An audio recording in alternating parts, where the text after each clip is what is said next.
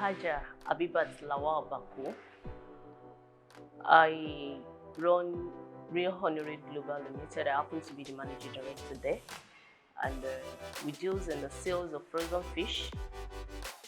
I've been into the business for the past, I think I started in 2013 or so, and I think it's over 10 years now.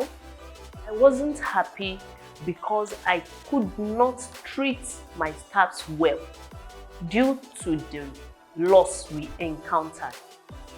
Not until this COVID thing came up, because it's something I never planned for. It's something that I never thought could come up.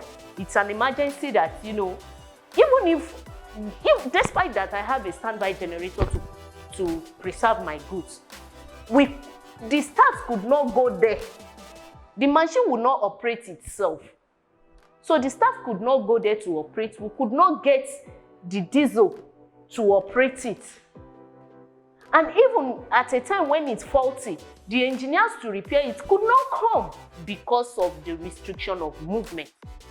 With the help of that grant that was given to me by LSCTF, I was able to bounce back.